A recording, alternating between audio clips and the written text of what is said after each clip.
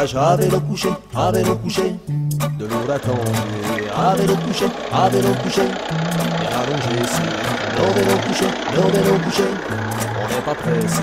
À vélo couché, je te dis pas comme on est bien installé pour pédaler. N'allez pas croire qu'en montée on peut se reposer.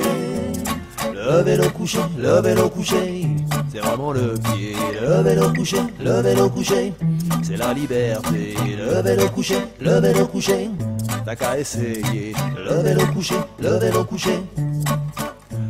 je te dis pas comme on est bien installé. Un vrai canapé, c'est chouette de voir le paysage défiler devant son nez. Les débuts ne sont pas très faciles, c'est normal.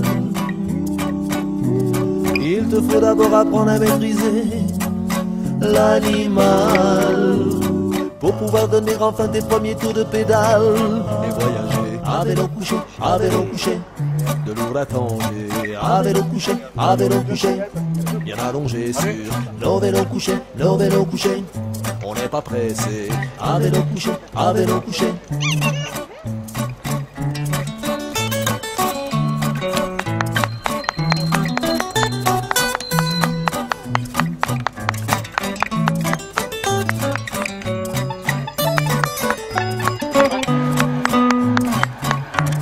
C'est presque arrivé.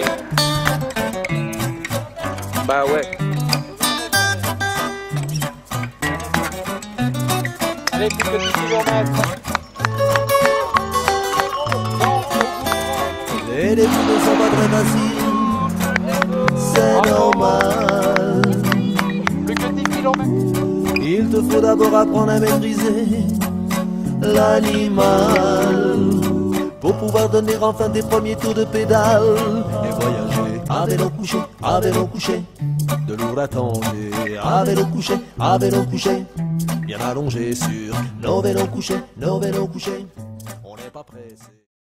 Nos belles routes de France et traverser villages et villes et nos campagnes. Et vous êtes aussi en recherche, je pense, d'alternatives afin d'appuyer ces dernières à l'occasion de votre passage.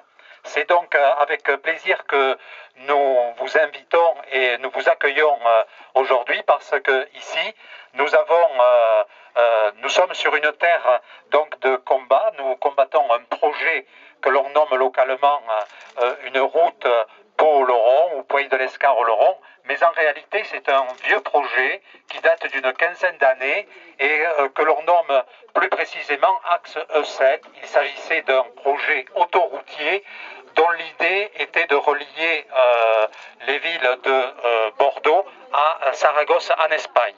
Et donc ici, entre Arbus, ou l'Escar d'où vous venez, et Oloron, et au passage Arbus, et cet après-midi, vous allez sillonner également d'autres villages qui portent le nom de Aubertin ou La Commande, Estialesque, La Seube, dans une magnifique vallée que l'on nomme vallée de la Baïse. Et vous allez voir où, dans cette vallée, la biodiversité est bien présente. Et donc là, nous tenons à la protéger. Donc cette route a été abandonnée en 2007 suite au Grenelle de l'environnement par le ministre Borloo. Et depuis, les élus locaux, et je citerai en premier chef le maître d'ouvrage, le Conseil général des Pyrénées-Atlantiques, a repris ce projet en le requalifiant d'intérêt local, de façon donc à pouvoir contourner habilement la loi Grenelle. Donc, ce projet est un projet requalifié d'intérêt local, comme je le disais. Il s'agirait d'une voie à deux fois une voie avec un séparateur central, avec des ouvrages complexes pour traverser les collines et les vallées. Donc on parle de tunnels sur le village d'Arbus. Vous pourrez vous en rendre compte dès cet après-midi. On parle de viaducs sur le village d'Arbus et sur les autres villages également. Donc c'est un projet aujourd'hui qui est estimé à 500 millions d'euros pour une longueur, dont je répète, 500 millions d'euros pour 25 km de bitume. Et le montage financier est imaginé en partenariat public-privé, évidemment, comme cela se fait actuellement. Et il faut également souligner que cette route de nature départementale serait une route à péage. Donc on cherche évidemment l'intérêt local. Ce projet de route nous paraît insensé sur 3 plans. Tout d'abord sur le plan humain, également sur le plan économique et sur le plan environnemental. Sur le plan humain parce que de nombreux villages, dont Arbus, et notamment Arbus, paieraient un lourd tribut à ce projet, parce que le caractère vallonné, enfin la nature vallonnée de notre village et de quelques autres villages qui suivent.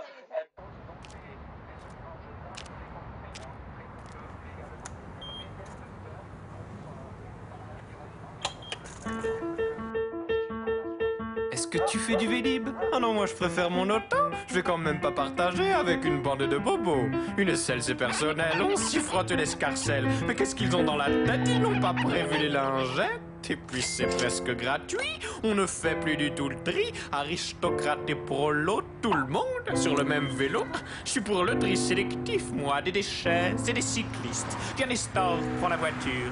N'écoute pas ce qu'ils murmurent, hein? Un vélo pour tous, tous pour un vélo. Faites passer le mot, c'est le Vélib credo. Est-ce que tu fais du Vélib? Ah non, moi je préfère mon auto. Je vais quand même pas partager avec ceux qui paient pas d'impôts. Les chômeurs, les profiteurs, ils font déjà rien de leur malheur. Pas question de les pousser à aller véliglander. C'est sympa d'être écolo, mais c'est pas bon pour mon ego. Je me sens tellement plus puissant, assis derrière mon volant. Je fais chauffer le moteur, je fais passer un mauvais quart d'heure en intoxiquant tous ceux qui chantent ce petit air joyeux. Un vélo pour tous, tous pour un vélo. Faites passer le mot, c'est le Vélib credo. Est-ce que tu fais du Vélib? Ah non, moi je préfère mon auto. Je vais quand même pas partager avec une bande de pecnos. Je lis toujours en conduisant, ça me rend plus élégant. Ils ont oublié les tablettes pour mes livres et mes lunettes, ces idiots. Parbleu, est-il interdit d'être un sportif érudit s'il remplaçait la sonnette par quelques vers de Colette? Ou bien de moi, je suis poète. Halte, halte, bicyclette, poussez-vous, analphabète, serait le...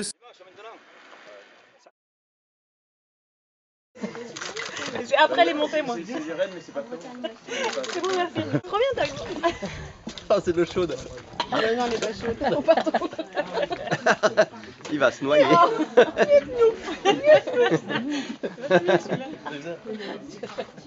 Merci.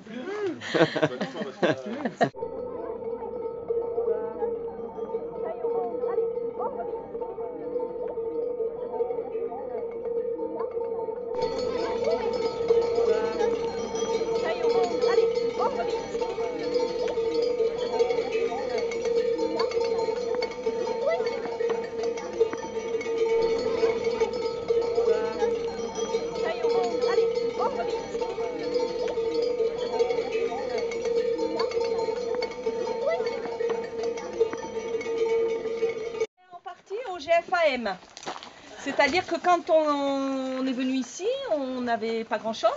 Et quand la maison et les 3-4 hectares ont été mis en vente, je sais pas, on était en lien avec des gens qui connaissaient un peu la Confédération Paysanne et qui nous ont dit, contactez-les et voyez avec le GFAM du Pays Basque.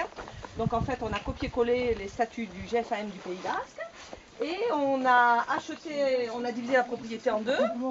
On a acheté... Oui, GFAM, pardon, Groupement Foncier Agricole Mutuel. Mutuel. Du Béarn. D'accord? Merci. C'est-à-dire que pour 1,5 hectare, à l'époque, il y avait 70 porteurs de parts à 50 €. Enfin, ce n'était pas des euros, mais en les transformant en euros, ça faisait ça. C'était 300 francs. Voilà. Bon, et puis pendant quelques années, ça nous a permis de nous installer et de faire après, nous personnellement, des petits emprunts agricoles.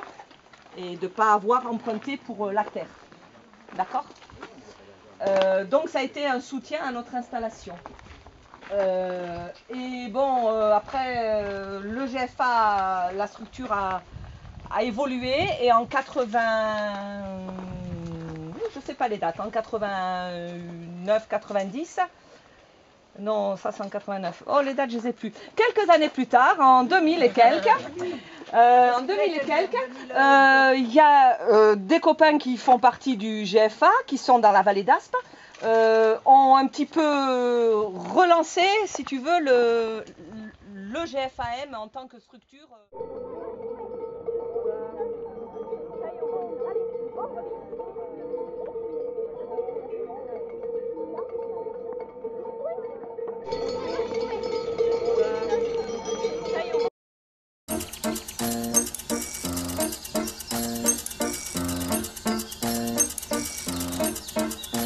J'ai acheté un vélo pour me promener au bord de l'eau, pour aller voir les oiseaux le long des canaux. J'ai acheté un vélo pour oublier mes trop boulots, avec mes poteaux sur les chemins ruraux. J'ai acheté un vélo, parfois ça monte très haut. Nous mettons le turbo pour avoir les mollets très beaux. On voyage à vélo couché, de Lourdes à Tanger, à vélo couché, bien allongé sur nos vélos couchés, on n'est pas pressé, à vélo couché. Je te dis pas comme on est bien installé pour pédaler, n'allez pas croire qu'en montée on peut se reposer. Le vélo couché, c'est vraiment le pied. Le vélo couché.